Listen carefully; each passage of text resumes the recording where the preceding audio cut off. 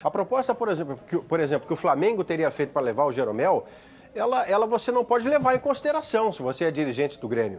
Trocá-lo pelo Donati, mais uma quantia pequena de R$1 milhão em dinheiro, como é que você propõe algo assim? Claro, o Flamengo está no seu direito, a proposta basta o Grêmio dizer não. Mas será que o Flamengo imaginava mesmo que o Grêmio ia dizer não, tá aí, vou trocar. Vou pegar o Donati mais esse 1 milhão aí e você leva o Jeromel. O Grêmio disse não, não faço. Por mais que o salário proposto ao Jeromel seja muito tentador e haverá até reunião do empresário do Jeromel e da direção do Grêmio para estabelecer exatamente essa realidade. O Jeromel renovou o contrato no ano passado por um salário muito legal para o cenário nacional, é longo até 2019, então o Grêmio está defendido por um instrumento juridicamente perfeito, é um contrato em vigor, ele é bom, ele valoriza o zagueiro. O zagueiro tem o seu nome cogitado até no mercado do exterior, mas também por clubes como o Flamengo. O Grêmio não reforçaria o Flamengo numa Libertadores. Tudo isso vai ser conversado. Então a parte legal é essa, Jader. Os jogadores do time titular da Copa do Brasil estão todos mantidos. Mas o Douglas, na entrevista dele, o Jeromel, na entrevista dele semana passada, e o Renato Portaluppi, os três pediram reforços à direção do Grêmio. Não parece que sejam textos cada um por si. Da maneira como foi feito, Jeromel mais Renato mais Douglas, isso parece bem articulado, conversado entre as partes, né? E a direção do Grêmio ainda não se manifestou, embora seja óbvio que o Grêmio está procurando reforços. O que lhe falta é a chamada La Plata.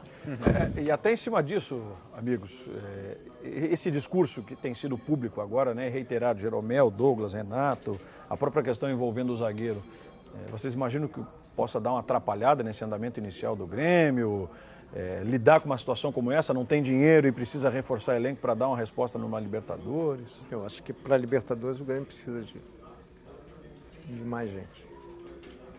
Ainda mais se comparar o time do Grêmio, que é um bom time, mas se você observar, comparar o elenco do Grêmio com o elenco do Flamengo, do Palmeiras, do próprio Atlético Mineiro, o time pode estar próximo, mas o elenco está distante. Para a Libertadores isso faz muita diferença. Tem tempo até março para enxertar gente nesse elenco do Grêmio. Dá tempo ainda, mas tem que mexer. A diretoria tem que encorpar, né? Não é mexer, tem que encorpar. Tem tentado e tem dado, não vou falar só azar, mas assim, não tem conseguido alguns nomes até que já estavam próximos de serem contratados e aí surgiu o problema às vezes, da lesão que não sabiam e aí descobriram e acharam melhor realmente não contratar. E aí vai ficando também, o tempo vai passando, as suas opções no mercado vão diminuindo e vão sobrando aquelas realmente de maior vulto, né, financeiro. E aí aparece o problema de quase toda a equipe brasileira que não tem tanto poderio financeiro para poder chegar e buscar, principalmente na América do Sul, que é o local onde os brasileiros têm buscado mais, né? Quando não consegue no mercado interno, vai no mercado sul-americano. O episódio Jeromel, até que ponto pode atrapalhar esse início de caminhada, esse início de temporada, se é que vai atrapalhar alguma coisa? Eu acho que não atrapalha. Não? Eu acho que não. A não ser que haja uma indefinição com o jogador, que não se coloque para ele a situação clara.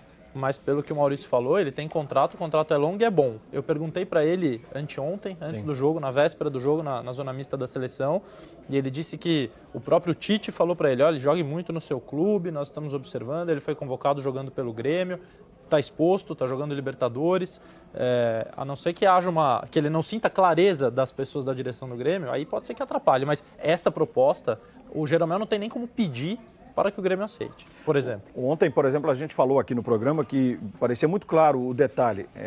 O Grêmio ajustar com o Jeromel, com o seu empresário, enfim, com o seu representante. O Maurício pode até confirmar, e não sei se ele tem a mesma opinião, mas parece muito claro que o Grêmio precisa apenas ajustar esse ponto, né, Maurício? De dar essa valorização, mesmo que ela seja uma valorização pequena dentro desse contrato já vigente do Jeromel, para que as coisas continuem sendo tocadas da forma mais natural possível. Se é que vai haver também essa valorização por parte do Grêmio com relação ao jogador, de dar um valor a mais para ele, ou sentar, conversar e encerrar o assunto. É que no cenário ideal a gente lida assim, são três partes, as três partes conversam e chegam a um acordo. O acordo pode ser, por exemplo, olha, eu estou na seleção, eu fui fundamental na Copa do Brasil, eu sei que eu acabei de renovar contrato, mas eu mereço uma valorização, o Grêmio pode dar? O Grêmio faz a conta e diz, olha, vamos sim. Mas se isto não acontece, se o Grêmio se sente impedido de fazer isso porque já está com as suas contas todas no limite, o Grêmio está defendido por um instrumento juridicamente perfeito chamado contrato. E não é um contrato defasado, isso é importante de dizer. A renovação do Jeromel aconteceu na segunda metade do ano passado.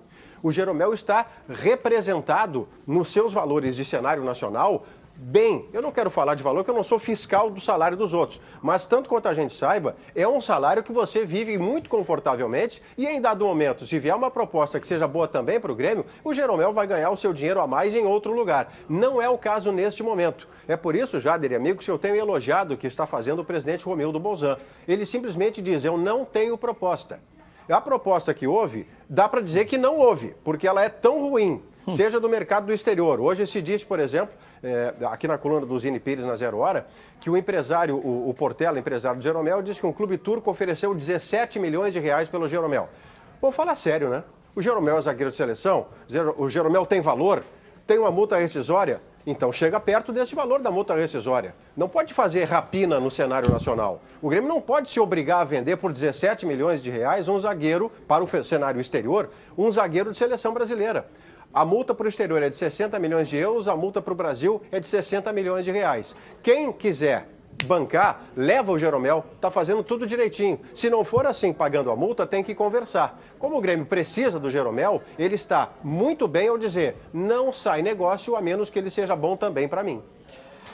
Maurício, vamos falar do Inter, porque do outro lado o Antônio Carlos Zago, né, o técnico do Internacional, tem um início de temporada onde ele vem conhecendo o elenco, vem montando aquilo que ele entende como ideal, né, desse novo Inter que vai ter o desafio inicial no Campeonato Gaúcho contra o Veranópolis, mas especificamente para montar o Inter para atravessar a Série B. Quais são as principais dificuldades que você vê desse início de trabalho do Antônio Carlos e aquilo que vai fazendo com que o torcedor do Inter comece a imaginar assim dentro de um cenário relativamente normal, né? Poxa vida, o Inter vai se ajustar, vai ser um time competitivo a ponto de brigar fácil para subir para a Série A mais uma vez, ou no Campeonato Gaúcho de manter essa hegemonia. Como é que você está vendo esse início de começo de trabalho, digamos assim, do Antônio Carlos Zago? Jader, tudo está por fazer no Internacional de 2017. A amostragem do jogo treino contra o Tubarão, que foram 4 partes de 30 minutos, o Tubarão foi melhor do que o Inter nos 4 tempos de jogo. Só que aí entra o que nós estávamos falando aí na mesa antes. O Tubarão já treina há mais tempo, já fez 5 jogos treino. Entre jogos e jogos treino, já fez 5 neste ano. Subiu da Série B para a Série A do Catarinense, está em melhor condição física. Independentemente do resultado, até ganhou de 2-1 o jogo treino, mas não é o placar que vai fazer essa diferença. O desempenho do Tubarão foi melhor do que o do Internacional. Então, a primeira amostragem foi preocupante, porque os jogadores estão com a confiança no porão. Os jogadores vêm dar passe para trás, perto dos zagueiros. E como os zagueiros receberam do meio-campista esse passe para trás, o que eles fazem? Eles dão um balão para se livrar da bola. A falta de confiança é o que mais impressiona logo de cara nesse time do Inter. Não dá para dizer que já haja um time titular, porque o Antônio Carlos Zago não tem base do ano passado. Ele não pode usar como base um time que foi rebaixado para a Série B. Então ele começa do zero. Tanto é que no treinamento de hoje de manhã, as 3 modificações que ele fez no time titular resgataram jogadores que no primeiro momento estavam, se não descartados, estavam não priorizados. O Paulão treinou entre os titulares na zaga, o Andrigo, que foi melhor do gauchão do ano passado, voltou a ser titular hoje, e lá na frente entrou o Ailon, que fez o único gol do Internacional nesse jogo treino da última terça-feira. Não dá para dizer que estarão em campo contra o Veranópolis, porque não há time titular. Há uma experiência em andamento, o Antônio Carlos partindo do zero, como eu disse, para chegar num time que represente ao torcedor, que é muito diferente do ano passado. Porque nada do ano passado pode servir como base, só como não fazer. E a grande diferença aqui é também o retorno do D'Alessandro. No primeiro momento desse jogo treino, a bola mal chegou no D'Alessandro.